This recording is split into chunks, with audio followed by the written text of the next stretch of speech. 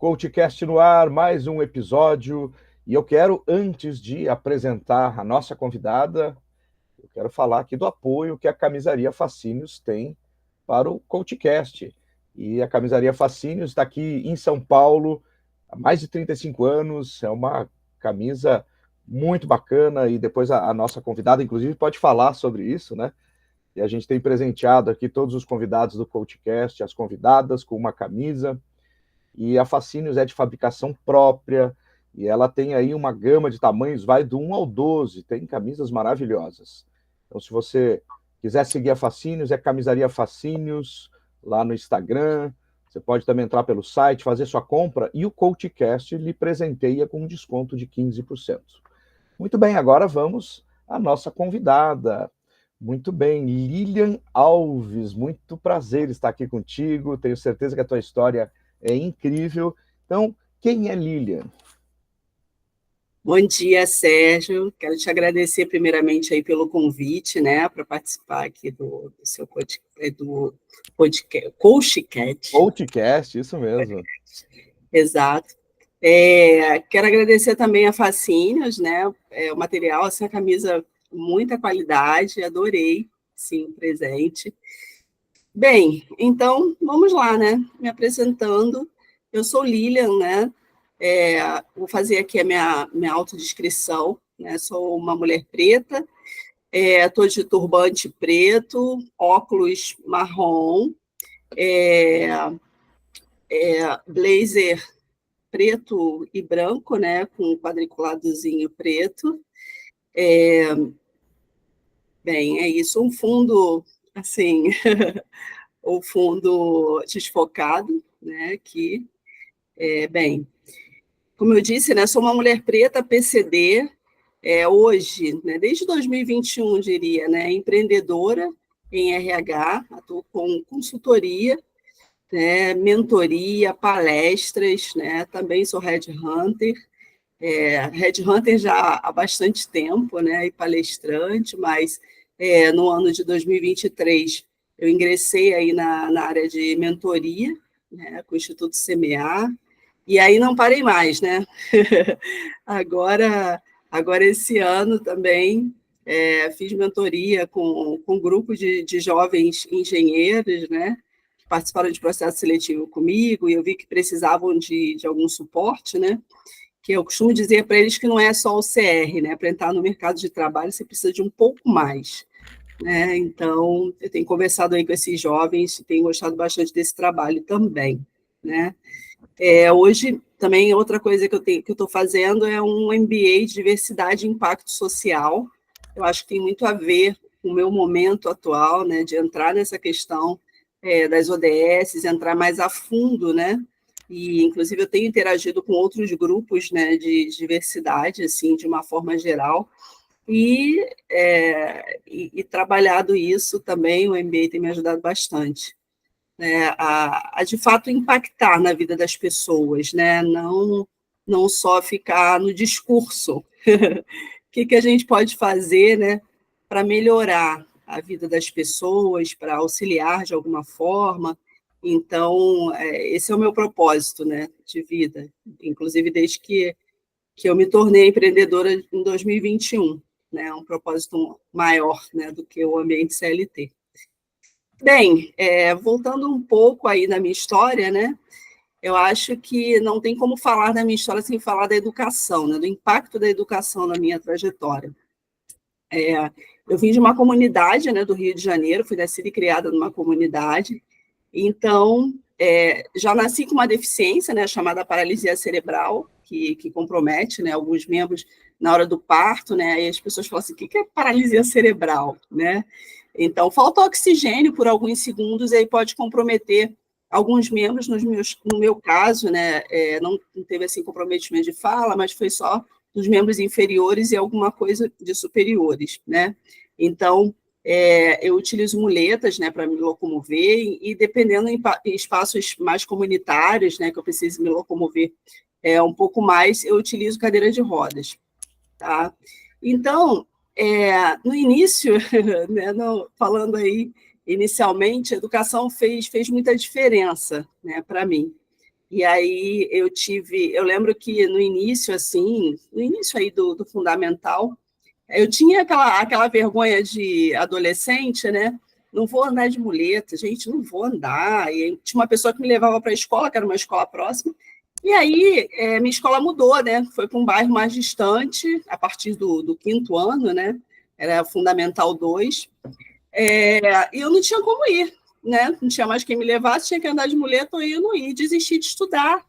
Eu fiquei 5 anos sem estudar, porque eu não queria andar de muleta. Falei, não vou andar.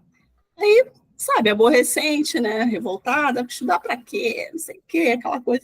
Mas depois de 5 anos eu falei assim, não, é uma coisa que eu gosto, está me fazendo falta, né? E eu vou voltar.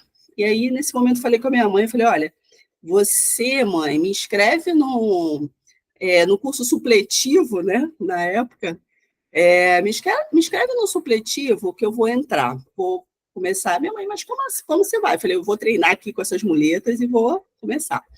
E aí eu lembro desse dia, né, descendo lá a ladeira e focada. Não, foca no teu objetivo, ninguém está te olhando, foca. E aí fui em frente, né, não parei mais. Eu lembro que na época era muito... As pessoas falavam muito, quem faz supletivo não passa no ensino médio, que era de uma escola próxima técnica, né? Enfim, eram 30 pontos, fiz 23 e passei. Fiz um curso técnico, né, de contabilidade, pasmem, né? Mas eu sou técnica em contabilidade. E aí, como, né, toda jovem pobre, né, na época, você foca primeiro em trabalhar, né, antes mesmo de pensar numa universidade. Infelizmente, é a realidade até hoje, né? Uma realidade, inclusive, que eu tenho contribuído para mudar. Então, comecei a trabalhar, né, depois que eu terminei ali o ensino médio, comecei a trabalhar em teleatendimento e tudo mais. E aí foi um momento que eu conheci outras pessoas com deficiência, né, numa instituição que eu comecei a trabalhar. Fiquei bastante tempo nessa empresa, depois saí. E aí, comecei a fazer a faculdade, depois de estar trabalhando já há quase 6 anos, né, comecei a fazer a faculdade de marketing e comunicação. Bem, e aí, como eu falei da educação, né, a educação começou a abrir portas. Eu tive uma oportunidade de sair dessa área de atendimento, né, e para a área de RH, numa empresa de telecomunicações. Minha primeira experiência, né, fiquei lá 1 ano e pouco, e eu era a primeira pessoa com deficiência a ingressar naquela empresa, né? E tinha muitas coisas curiosas, né? Assim, como que a gente faz para lidar? Eu falei, gente, vamos fazer o seguinte: quando precisar de ajuda, eu peço. Vamos fazer isso? E aí comecei a participar de alguns grupos de diversidade lá nessa empresa, né? Foi bem interessante. E chegou num ponto que a colega, estou eu lá, né? Numa sala de Xerox, né? E ela vira para mim, muletante, né? Lilian, quando você vier, traz uma resma de papel aí para gente. Aí eu voltei e falei, tá de sacanagem, né? Ela falou, nossa, a gente começou a ficar tão à vontade que a gente esqueceu. Falei, esse é o propósito, né? Eu acho que às vezes as pessoas estigmatizam muito, né? As pessoas com deficiência. Nossa, o que eu posso fazer? Às vezes pensam assim em 1000 adaptações, e às vezes a pessoa não precisa, sabe? Então, às vezes, algumas empresas, alguns clientes perguntam assim, como que eu apresento a pessoa? Eu falei, como você apresenta seus funcionários? Da mesma forma. E aí, se a pessoa precisar de alguma ajuda, ela vai pedir, né? É isso, é o natural. Então, eu fiquei quase 2 anos nessa empresa, abriu aí uma porta para o RH, né? E aí depois saí, a empresa não se estabeleceu muito aqui, né, no Brasil e tudo mais, concorrência de telecom. Saí, voltei para atendimento, foram algumas coisas, casei, né? E aí fiquei grávida, fiquei um período afastada, né? Porque quase ali, com mais de 7 meses de gravidez, eu fui atropelada grávida, né? Caramba, Lilian. E aí foi atropelada, pegaram ali a mais lenta, né? Na hora, era uma travessia, estava indo numa consulta médica, enfim, nem precisava atravessar, mas foi atropelada. Mas tá tudo bem, todo mundo, quando eu falo isso, fala assim, o que aconteceu? Pensa logo na criança, né? Mas a criança, isso foi em abril, né? A criança nasceu em julho, saudável, graças a Deus. Agora, dia 1º de julho, fez 16 anos, né? Uma jovem linda, enfim.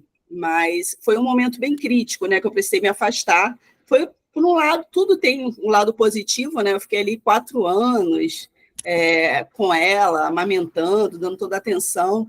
Mas no momento que eu vi que já dava para voltar, né? Nem dava tanto, né? Ainda tinha algumas.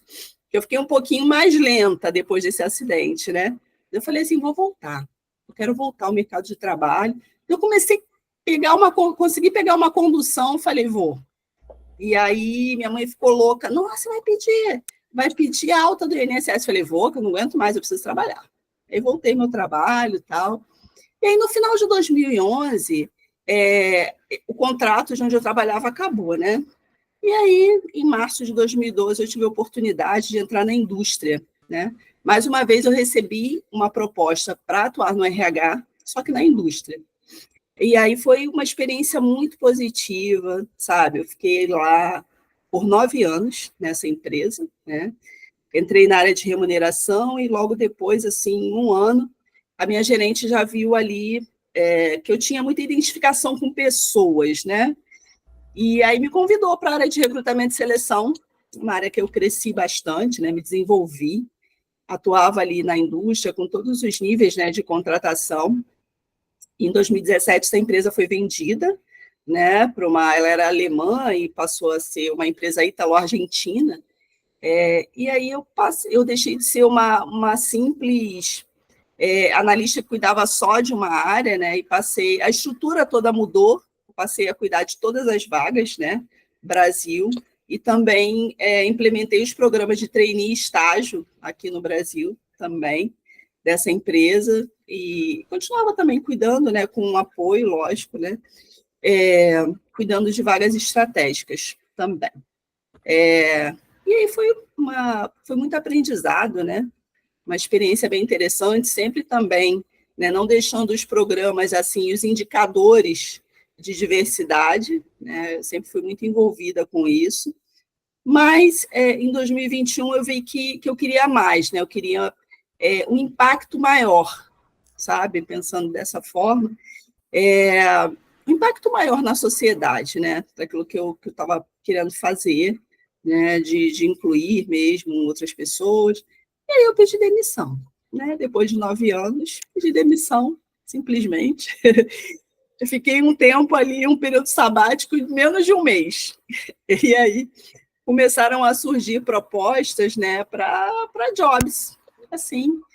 E aí eu precisei abrir meu CNPJ, né? Eu falei, gente, vou começar, e comecei, e aí fui abrindo CNPJ, tudo junto. Comecei, né, fazendo recrutamento e seleção, né, que era a minha praia. E depois a empresa foi agregando outros serviços, né? Como serviços de mentoria, serviços também de palestras, que é o que eu tenho feito. E essa experiência, né, como PJ, também me abriu, como eu disse aqui, né, outras vertentes, né? De conhecer outros grupos, além do grupo de mulheres pretas com deficiência, né? Eu tenho assim uma participação muito ativa, inclusive tem um grupo que eu tenho ajudado, né, de mulheres trans, que inclusive tem uma experiência muito, muito interessante com esse grupo. Eu recebi um currículo, né, de uma pessoa, de uma mulher trans que estava fazendo faculdade, né, de psicologia, mas que estava ali oferecendo serviço de faxina. E aí eu, como recrutadora, falei, não, gente, vou ajudar essa menina, não. Nem olhei para a faxina, né, do posto de faxina, falei, vou ajudar de alguma forma. Aí entrei em contato com ela, aí ela me falou que tinha um projeto, né, chamado Acolhe, um projeto que ela falou com muito amor, sabe? Um projeto de acolhimento.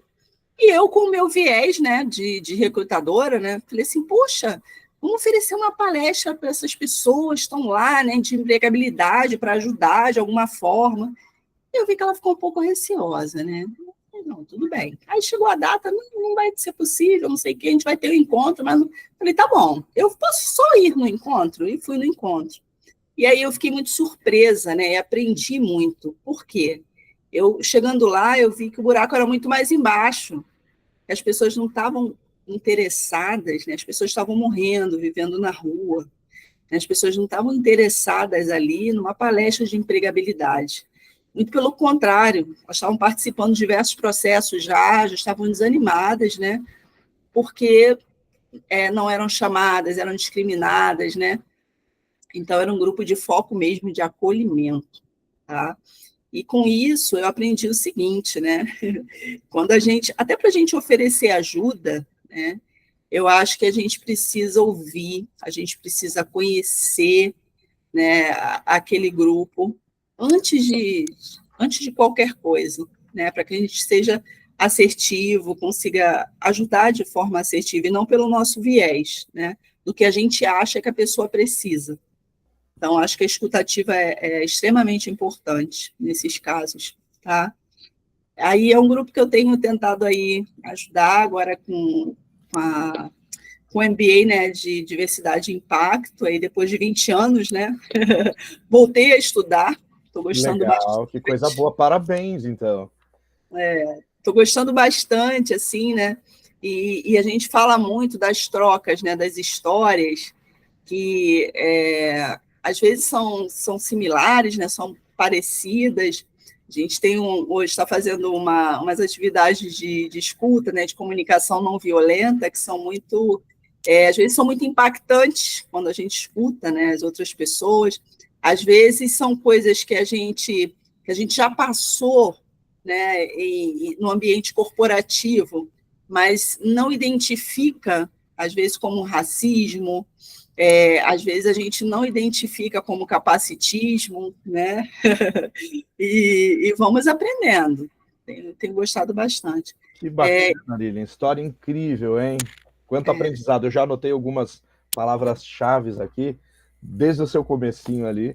Eu vi que você passou por uma fase de vergonha, depois você venceu a vergonha, foi para o foco, entendeu que precisava se mexer, né?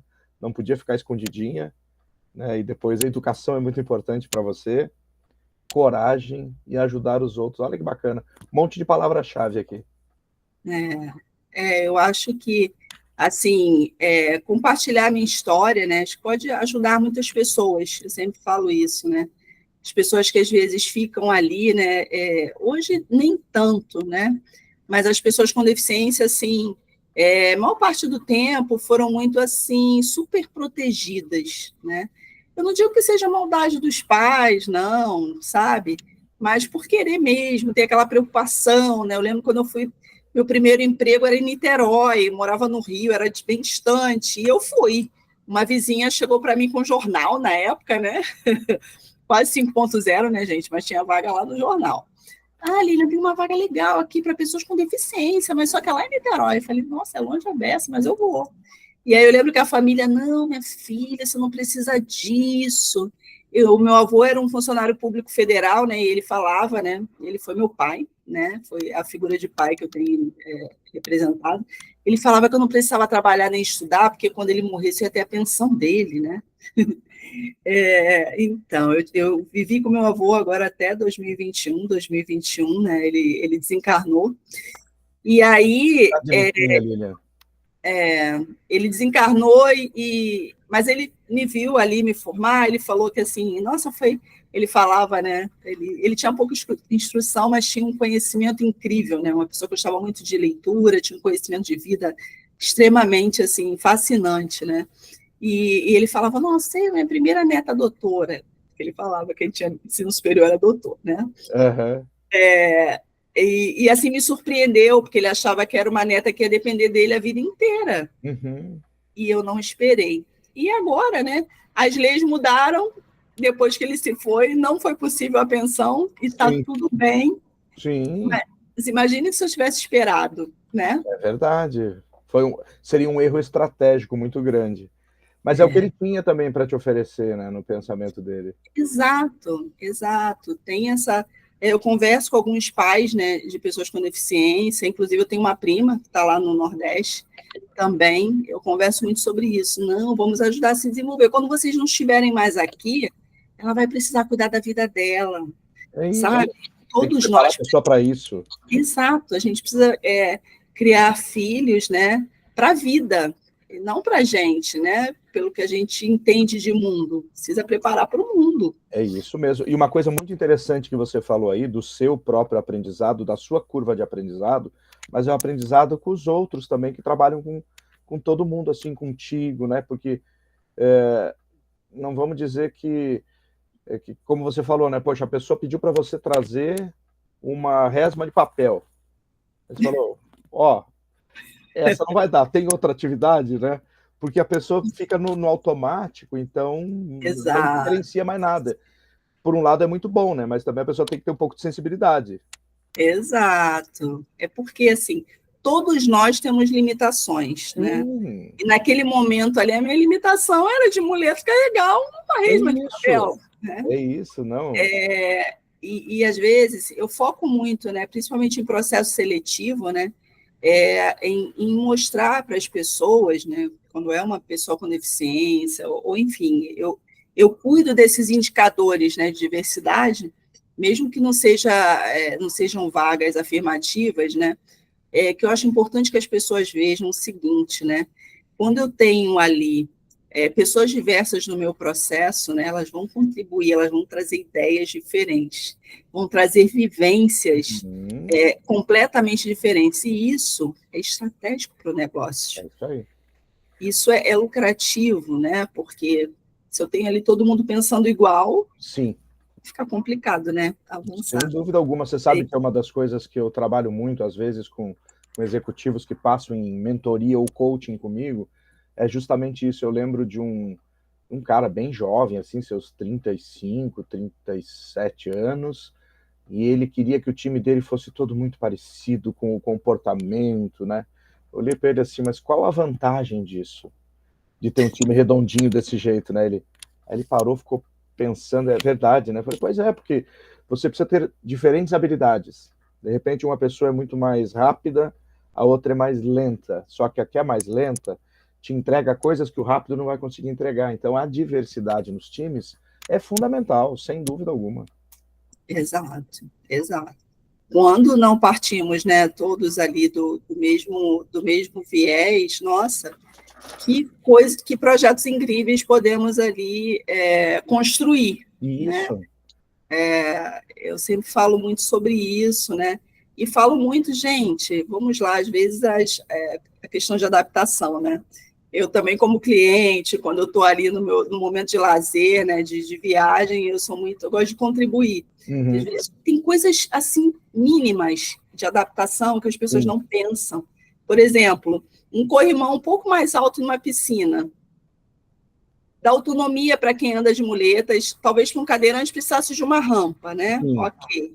Mas para pessoas de muletas, não vai precisar de alguém para te ajudar a entrar na piscina, sabe? E é uma coisa muito simples. Às vezes as pessoas não pensam. Eu fui num hotel que tinha escada para subir e descer, e ela tinha uma porta, assim, que ela podia criar na parte de baixo, que a pessoa com uma rampinha ali já entrava. Ela falou, nossa, eu nunca tinha pensado nisso.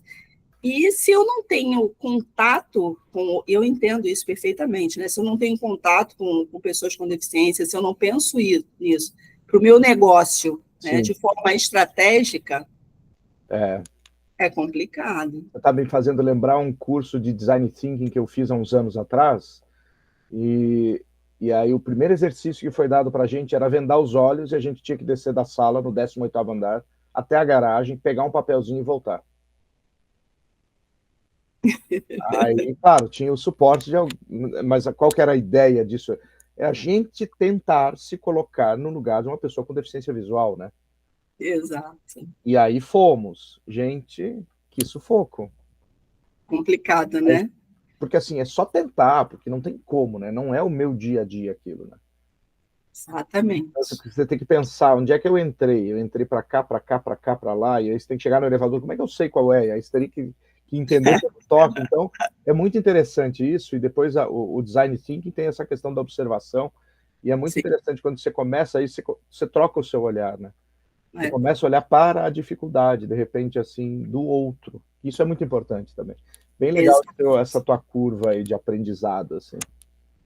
Agora, você me lembrou, né, essa atividade, ela era muito comum, algum tempo atrás, inclusive até em dinâmicas de RH, né, e hoje ela não é mais, não é tão utilizada. Por quê? Né? Deixa eu te dizer. Uhum. Porque pegar uma pessoa que ela nunca, assim, teve uma dificuldade, né, visual, principalmente, e querer ali, em um momento, em uma dinâmica, né, que ela tem ali resultados parecidos com uma pessoa que tem uma deficiência Sim. visual, não é tão assertivo. Por quê? Não. A pessoa com deficiência visual, ela já sabe ali o ambiente dela.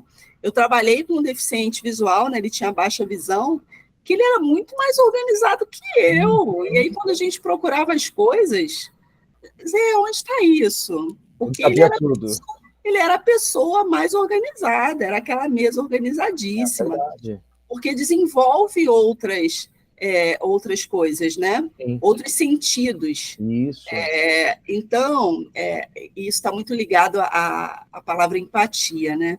Eu Uhum. sempre costumo dizer, e eu vejo muito hoje que hoje isso fica até mais claro para mim, que é muito ousado, né? Pretensioso, eu diria, você dizer que empatia é se colocar no lugar do outro, porque a gente nunca consegue se colocar no lugar do outro, De né? jeito nenhum. A gente consegue ouvir, a gente consegue apoiar, né?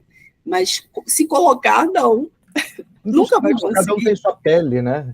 Em qualquer situação, a gente não vai Não conseguir se consegue, não colocar consegue. no Por lugar isso que eu do te outro. falei, né, que para mim foi uma experiência assim, mas que tudo bem, só me abriu os olhos. Eu Exato. fiquei assim, não, poxa, para lá, a gente tem que olhar para o outro também, né?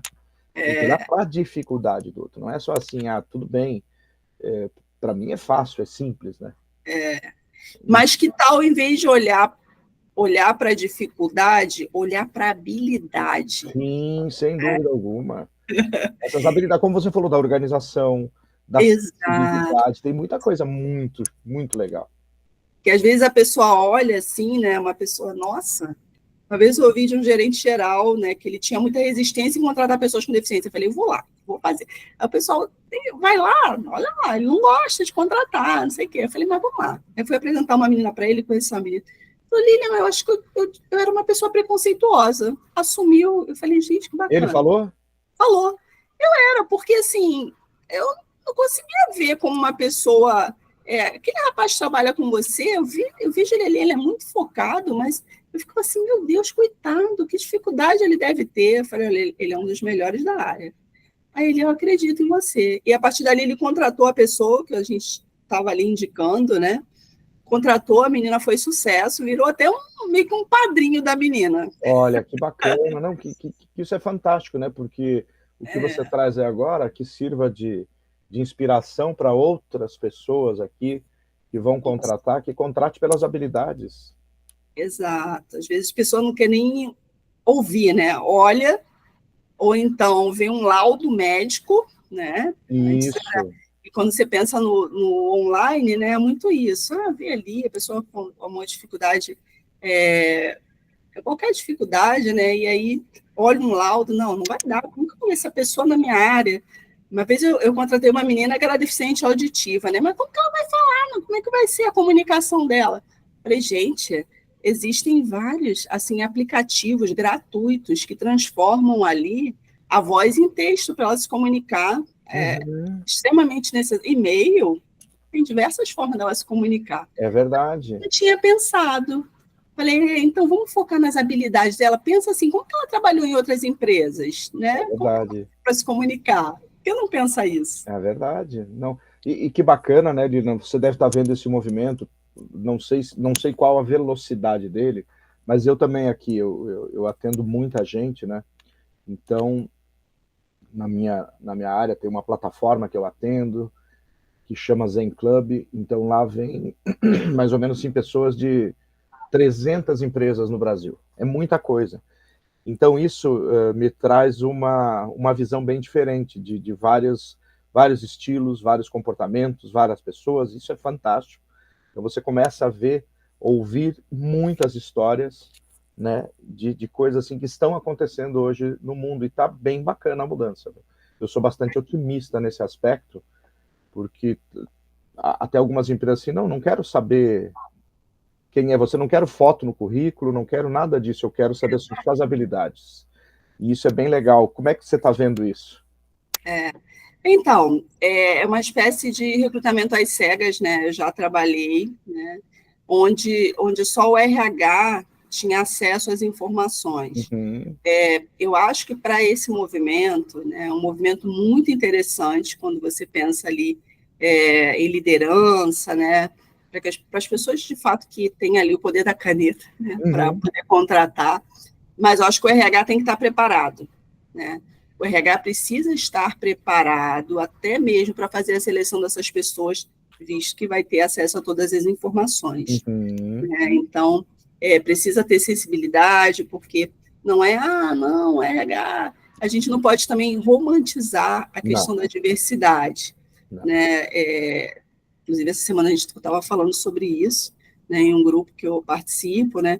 Porque as pessoas, não é porque é uma pessoa preta que a pessoa vai ter consciência racial, não é porque é uma pessoa com deficiência que ela vai ter uma consciência das outras pessoas. Sensacional, sabe? isso que você trouxe, viu? Exato. E também é um fardo que a gente não precisa jogar para essa pessoa, sabe? Então, quando a gente foca ali nas competências, eu acho que é principal. Não precisa saber, não precisa ser universidade-chave, mas vamos avaliar o que aquela pessoa sabe fazer, o perfil daquela pessoa está de acordo com as competências da tua empresa, vamos avaliar dessa forma, né?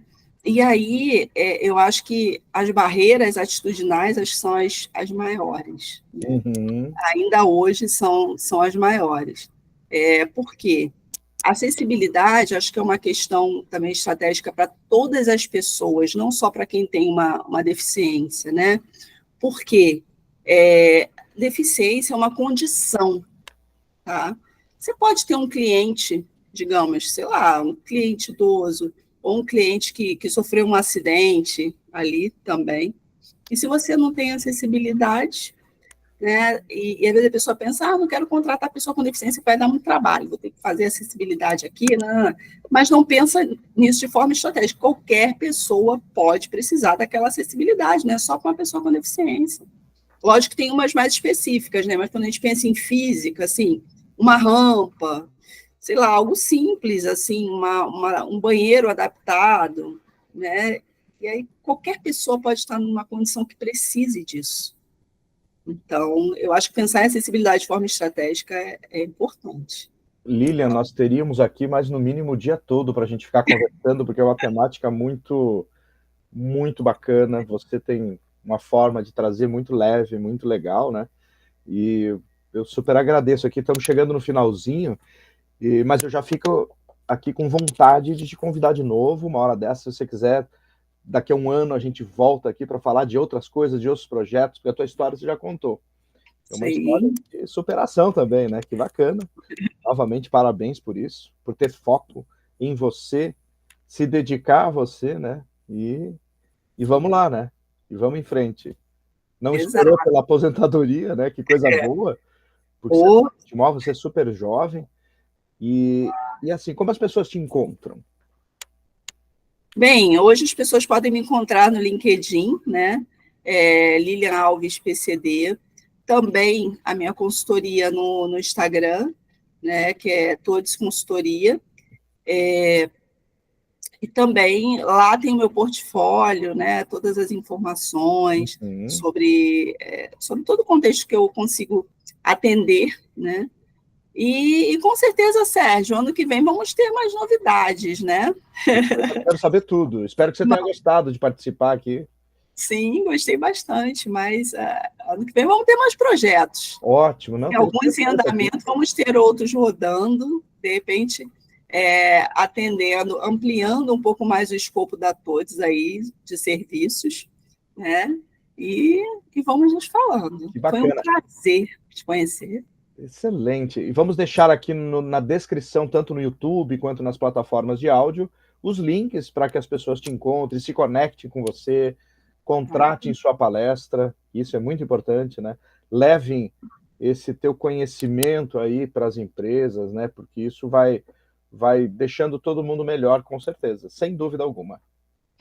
E obrigado ao Instituto Semear, que foi quem nos conectou, que eu também sou mentor lá há muitos anos, e é uma Exato, instituição que está fazendo a diferença para muita gente. com Então, certeza, muita mesmo. trabalho voluntário também é importante. Sim, sem dúvida. E aí a gente aprende, né? Eu acho que vivência, compartilhar histórias é aprendizado, sempre. Aprendizado contínuo. É isso mesmo.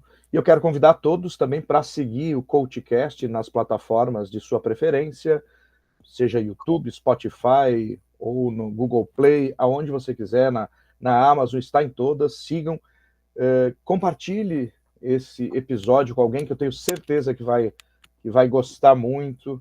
E depois sigam a Lilian Alves lá no LinkedIn, no Instagram. Procurem ela. Tudo de bom então, Lilian, e até a próxima. Obrigada, querido.